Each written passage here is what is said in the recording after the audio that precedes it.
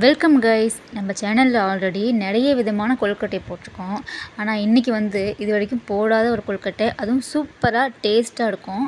இது என்ன கொழுக்கட்டைனா, உளுத்தம்பருப்பு இருக்குல்ல, அதை வச்சு ஒரு காடை கொழுக்கட்டை தாங்க பார்க்க போகிறோம். சேனலை இப்போ தான் ஃபர்ஸ்ட் டைம் பார்க்குறீங்கன்னா மறக்காமல் சப்ஸ்கிரைப் பண்ணுங்கள். வீடியோக்குள்ளே போயிடலாமா? Welcome to our VDP channel. இன்றைக்கி என் அண்ணன் தாங்க பண்ண போகிறான். அவன் அணில் மாவு இருக்குல்ல, அது தாங்க அணில் கொழுக்கட்டை மாவு, அதுதான் எடுத்திருக்கான். அதுக்கு இந்த மோல்டு ஃப்ரீயாக கொடுத்தாங்க. அந்த கொழுக்கட்டை அச்சு இருக்குல்ல, ஃப்ரீயாக கொடுத்தாங்க. இந்த 1/2 kg பேக்கெட்டில் கிட்டத்தட்ட ஒரு 4 கப்புங்க. இந்த கப் இருக்குல்ல, அதில் ஒரு 4 கப்பு மாவு வந்துச்சு. இந்த 4 கப்பு மாவில் நான் 4 விதமான கொழுக்கட்டை தாங்க பண்ணியிருக்கேன். ஸ்வீட் இருக்குல்ல, அந்த கொழுக்கட்டை, பூரண கொழுக்கட்டை, நெக்ஸ்ட்டு இந்த உளுத்தம்பருப்பு காடை கொழுக்கட்டை, நெக்ஸ்ட்டு ப்ளூ கொழுக்கட்டை, அதாவது சங்குப்பூ வச்சு நேச்சுரலான கலரை வச்சு தான் செஞ்சுருக்கேன். நெக்ஸ்ட்டு பால் கொழுக்கட்டை. கிட்டத்தட்ட இந்த 4 கப்பு மாவில் 4 விதமான கொழுக்கட்டை செஞ்சுருக்கோம். இதில் நான் ப்ளூ கொழுக்கட்டை பண்ணுறதுக்காக ஒரு கப்பு தனியாக எடுத்து வச்சுக்கிறேன். பேலன்ஸ் 3 கப்பு இருக்குங்க இந்த மாவு. 4 கப்பு வாட்டர் ஒரு பவுலில் ஆட் பண்ணி நம்ம நல்லா கொதிக்க வச்சிடலாம். பார்த்தீங்களா, 1 2 3 4 4 கப்பு வாட்டர் ஆட் பண்ணியிருக்கான். இதில் நம்ம சால்ட்டு லைட்டாக போட்டுக்கலாம்.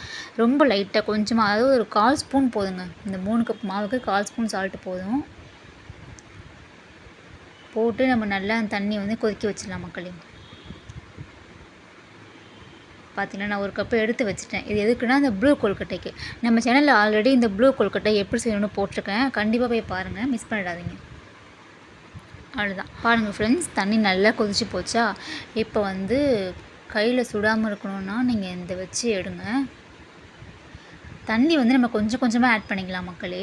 ஆட் பண்ணிவிட்டு கரண்டி வச்சு இந்த மாதிரி நல்லா மிக்ஸ் பண்ணி வச்சுக்கோங்க. நீங்கள் தண்ணி ரொம்ப ஃபாஸ்ட்டாக ஊற்றிட்டீங்கன்னு வச்சுக்கோங்களேன், உங்களுக்கு கட்டி கட்டியாக போயிடும். அதனால் ஒரு கையால் தண்ணி ஊற்றிக்கிட்டே இன்னொரு கையால் நீங்கள் ஃபுல்லாக இந்த மாதிரி மிக்ஸ் பண்ணணும் மக்களே. பாருங்கள், எவ்வளோ சாஃப்டாக இருக்குல்ல. இந்த மாதிரி தான் இருக்கணும். நீங்கள் தண்ணி ஸ்டார்டிங்கில் எல்லாத்தையும் கொட்டக்கூடாது. கொஞ்சம் கொஞ்சமாக ஆட் பண்ணி இந்த மாதிரி கலந்துக்கோங்க. சப்பாத்தி மாவு மாதிரி ரஃப்பாக கலந்துடாதீங்க. கொஞ்சம் சாஃப்டாக இந்த மாதிரி இருக்கணும். அவ்வளோதான். இப்போ கை ஃபுல்லாக நம்ம நெய் அப்ளை பண்ணிக்கலாம். நெய் அப்ளை பண்ணியிருக்கான் பாருங்க. அவன் குட்டி குட்டி பால்ஸ் மாதிரி உருட்ட போகிறான். இந்த கொழுக்கட்டைக்கு, காடை கொழுக்கட்டைக்கு ஃபுல்லாக பால்ஸ் உருட்டியாச்சு. இந்த பால்ஸ் நம்ம என்ன பண்ண போகிறோன்னா, இட்லி தட்டு இருக்குல்ல, அதுலேயே நம்ம நெய் அப்ளை பண்ணிவிட்டு அதில் பாயில் பண்ணி நம்ம எடுக்க போகிறோம். பாருங்கள், இட்லி தட்டு ரெடியாக வச்சுருக்கு. இதில் நெய் அப்ளை பண்ணியாச்சு. இப்போ இந்த பால்ஸ்லாம் இருக்குல்ல, அதை போட போகிறோம். ஃபுல்லாக அப்ளை பண்ணிவிட்டு நான் ஒரு 2 தட்டு ஃபுல்லாக போட்டிருக்கேன். நம்ம வச்சிடலாம். தண்ணி நல்லா கொதிக்குது இல்லை, அதில் நம்ம பாயில் பண்ணி கரெக்டாக ஒரு 10 to 12 மினிட்ஸ் தான் மக்களே. அவ்வளோதான். மூடி வச்சு நீங்கள் மூடி வச்சுருங்க. நெக்ஸ்ட்டு உளுத்தம்பருப்பு இருக்குல்ல, அது 2 கப்பு நான் ஊற வச்சுருக்கேன். கிட்டத்தட்ட 1 hour பிஃபோர் ஊற வச்சாச்சு. ஃபர்ஸ்ட் நீங்கள் உளுத்தம்பருப்பு ஊற வச்சுட்டு அதுக்கப்புறமா எல்லா வேலையும் நீங்கள் பார்த்துருந்தீங்கன்னா, நீங்கள் இதெல்லாம் செஞ்சு முடிக்கிறதுக்குள்ளே இந்த உளுத்தம்பருப்பு நல்லா ஊறிடும் மக்களே. அதை வடிகட்டி வச்சுருங்க. தண்ணி எல்லாமே வடிகட்டிக்கிட்டோம்.